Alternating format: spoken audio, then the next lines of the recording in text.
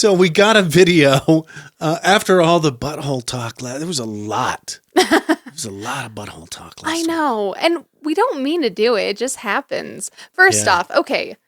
I think that we as adults all need to admit that in the right circumstance and just most of the time, farts, butthole, and poop jokes are all funny. They're just funny. They are universal. Yeah. It occurred to me, Carl, that I had never shown you this. This is the video of the cat that gets goosed by the water bottle. Just right up the... Okay, but the thing is, I can't tell if it actually, cat's like it definitely gets covered by... It definitely gets covered by the cat, but I can't tell if it goes into the cat. Yeah. Yeah, because they're so much further.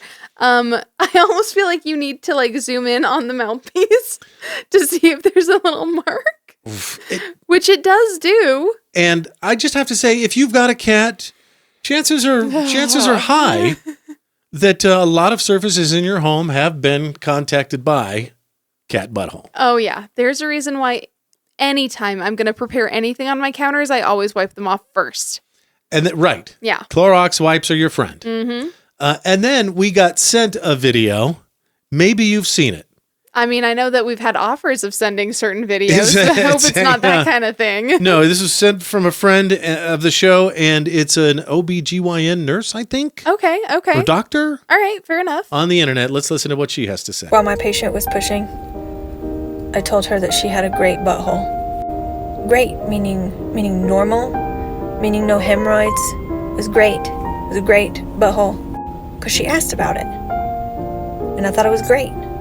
And my coworker said, "Oh my God, you can't say that to people." Why not? Why not? She asked about it and the condition.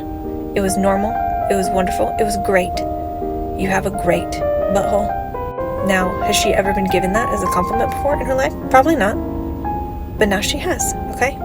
My dad always said, if you think something nice, you should say it. It's not just normal. It's great. You have a great butthole. Listen, if you come in and we have a baby together, I'm gonna hype you up in every way. Every way, okay? Including, but not limited to, your butthole. Honestly?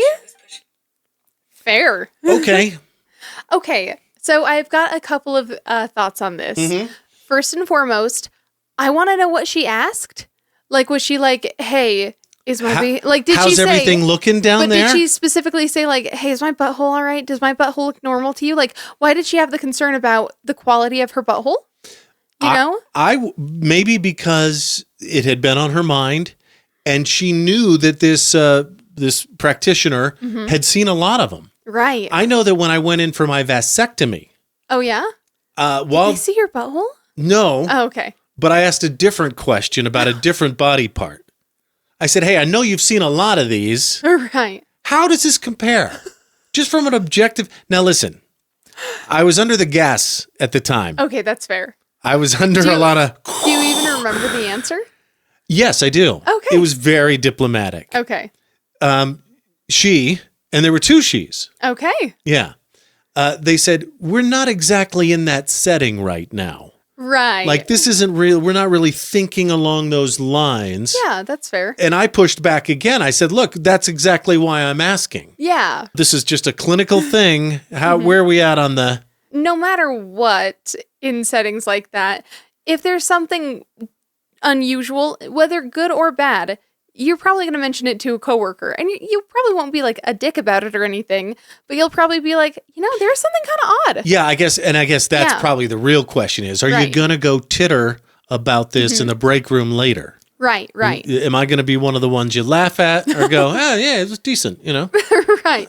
I don't think there's... I would like to think that there's not too much laughing going on. Unmemorable. Completely unmemorable. Right. You never think about it again. Yeah, you want to hope that you fall into one of those two categories. Either they don't even think to mention you, or they do, but in a very positive way. Well, and I just want to say I am an average man. I am average height at 6 feet. Mm-hmm. I am an average build. This is a 42 regular suit jacket. Right. Every single one of them. Every single time we've bought you clothes on the internet, they fit like a glove. Yeah. Yeah. I am a large. Yeah, you definitely fit into standard sizing with ease. So I just want to say, as an average man, that probably applies to everything. But anyway, okay, enough about me. Back to the poor nurse and the patient's beehole. Uh-huh. I know after watching that video, I know what you're thinking. Uh-huh. You're thinking, Mike, what piece of classical music was that? Obviously, it's Chopin's Nocturne Number 2. And of course you would know that. E minor, I want to say. Well, of course, because if it's a sad solo piece of piano music, it's either a Chopin Nocturne, sometimes an etude. Okay. It's one of Satie's Gymnopédies, or it's Beethoven Moonlight Sonata. Right. If it's mad and moody, it's a Rachmaninoff. Okay, fair. But that's it. That is the entirety of sad, melancholy piano solo pieces. You have such a freakishly encyclopedic knowledge of any classical music. It's got to be a superpower at this point. Here's what it is. Like, it's a parlor trick. Yeah. It's like, right. You know what? That's fair. But you could monetize that, I would think. I mean, you kind of did. Yeah, I did. Yeah, I did with Kick-Ass Classical in the internet graveyard. I will say, I actually really appreciate her use of the term great in this scenario because I think that it's the best way of describing it. Because, okay, for example, if this butthole was a used car and you were posting about it online or looking up the price in Kelley Blue Book or something, okay, there's like brand new. There's like fine. Used, fine, good, great. I know in grading comic books, right, fine exactly. is at the top. And basically what she's saying is your butthole is so good, it could be mistaken for new where it's still in its original packaging. A mint condition butthole. Yeah, which honestly, good for her. Yeah. Yeah, and I think that's a really nice way of the nurse to put it. Do you remember Workaholics? Yeah. It's one of, okay. Their little saying. The guy, yeah. If something was good, they would say it was tight butthole. And if something was bad, they would say it was loose butthole. Well, and I can see why. Because if...